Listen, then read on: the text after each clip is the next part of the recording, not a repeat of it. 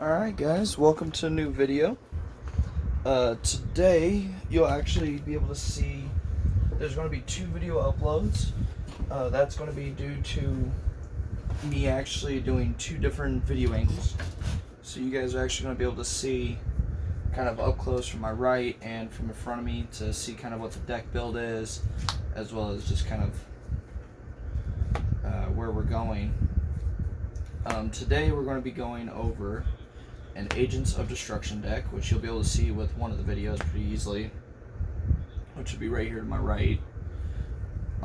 You should be able to see that this is an AOD deck because I'm kind of sorting a little bit here. But today we're going over AOD, and mainly I'm going over this deck because with set 10 coming out, it's very control-y, and I've noticed that AOD is a very much control deck if you build it this way. I'm going to tell y'all now, this deck is not set. It's not like play tested. It's not, going to be up there very competitive with everybody.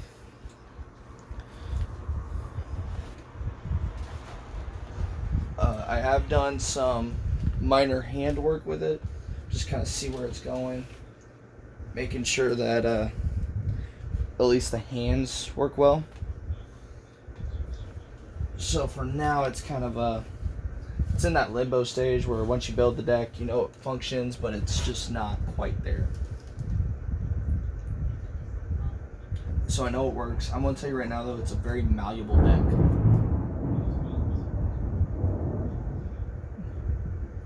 Nice. Anyway, so I'm going to tell you right now, it's a very malleable deck. This is going to be a deck that's built so that you can kind of do whatever you want with it. You can change counters, you can change energy. For the most part, the only thing that's core in this is the AODs themselves and the SCR. The SCR is still technically malleable because it's one of 2. You can use either Broly or you can use Arcane Absorption Majin Buu. Either or works really well in this deck. I will literally tell you which cards are malleable, where they can change out. You can kind of look into what's going to be your play style more than anything. If you're going to run red yellow instead of blue green or blue yellow green, however you want to do it, it's up to you. Because ultimately, with the leader and with the setup, this deck is one of those decks that, for me personally, it is just wide open. Especially with this leader card, you can just go anywhere with it. So with that introduction, let's go ahead and get into it. We're going to start with the leader card. The leader card is the Promo Zeno critical. It comes with a permanent ability that gives it red, yellow, blue, and green. So it's a base red color already.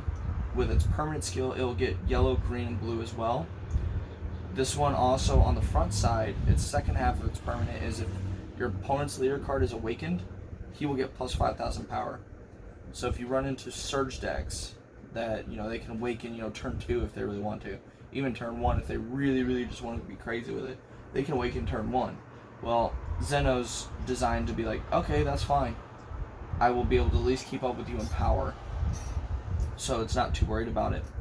And then its awaken is, 4 or less, draw 2. Now when you get to the opposite side, it loses critical, and it loses the plus 5k. It still has the 3 extra colors, so it's still running blue, green, and yellow on top of its base color of red.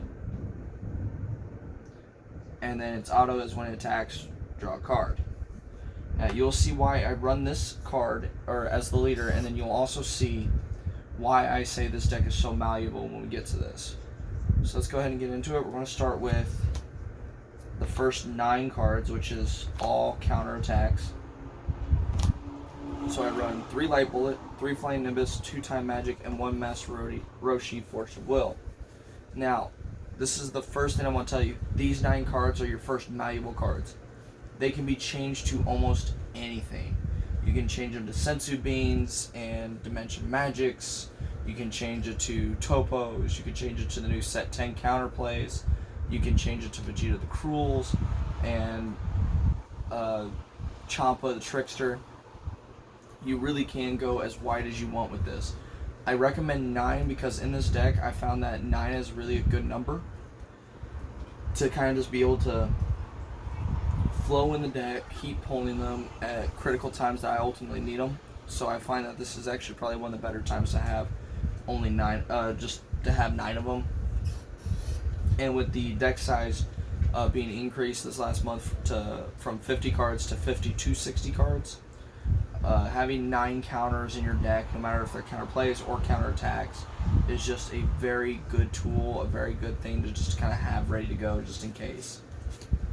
So that first 9, however you want to play it, if you want to run red yellow and you want to run topos, you want to run the Great Ape that I see is like $300 or some odd stupid number. I mean, it is a crazy high number. You can run those, you can run just about anything, but that's for your 9 right there.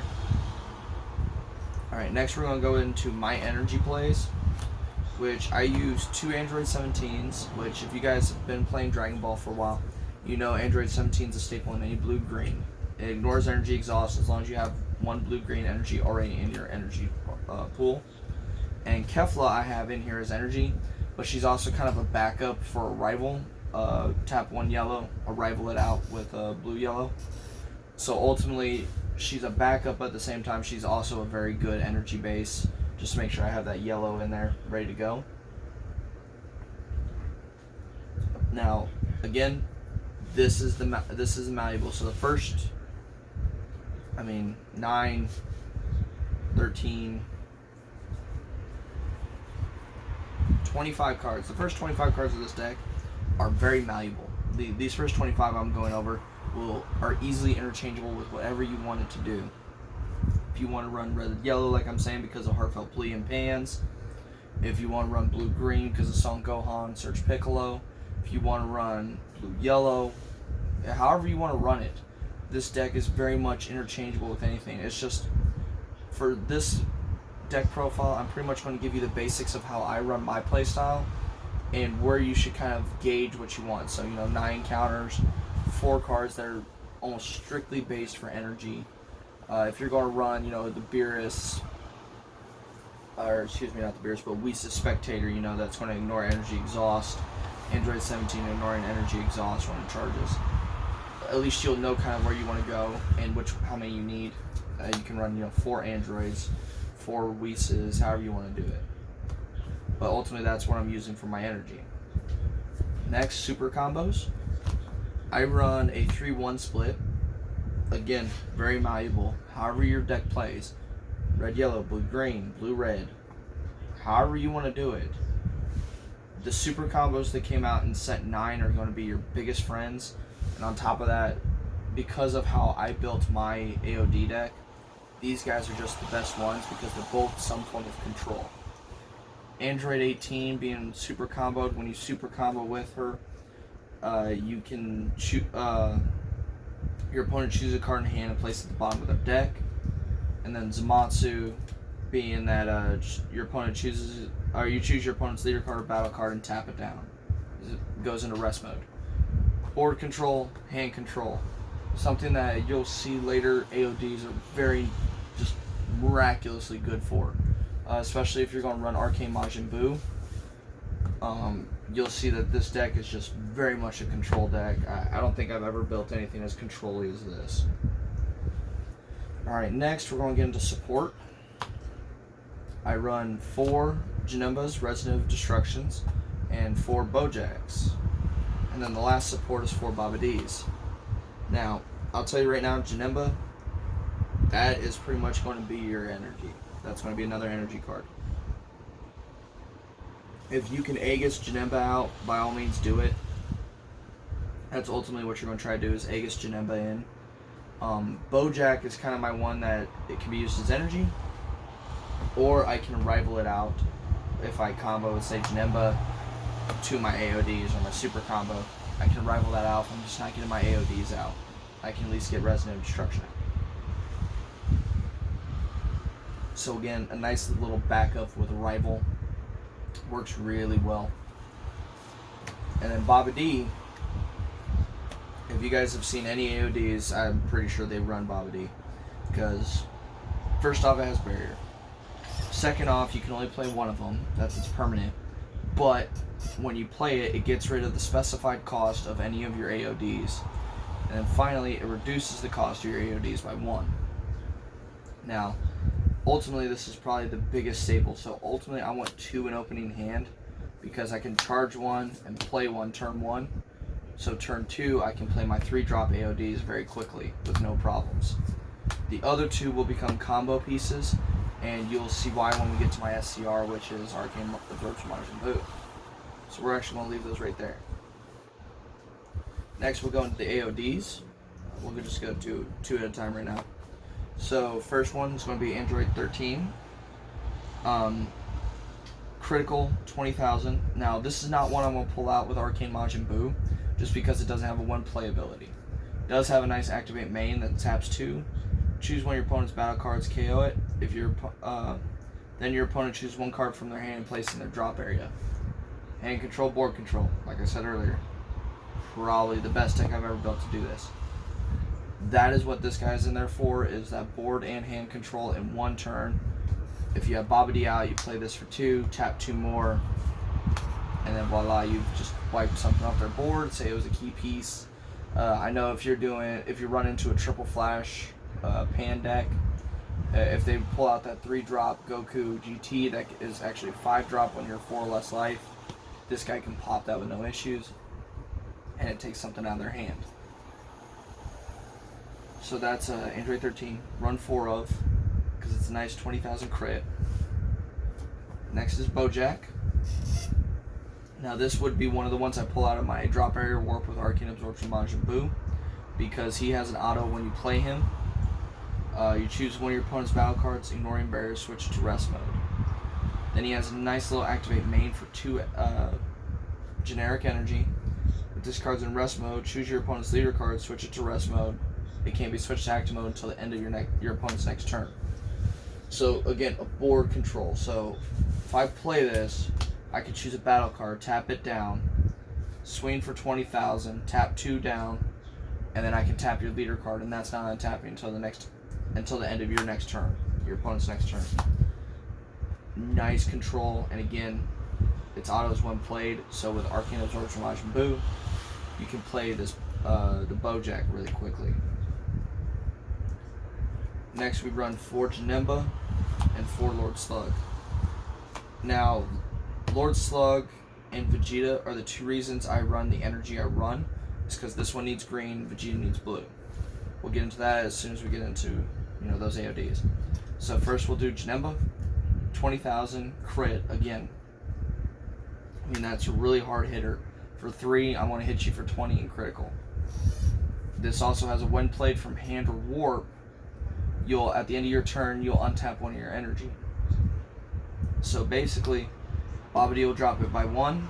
This itself will drop it again by 1, so it's ultimately only a 2-drop. Now this activate main though, I like Janemba's activate main, especially in this AOD. So you play Janemba, you swing for 20,000 critical.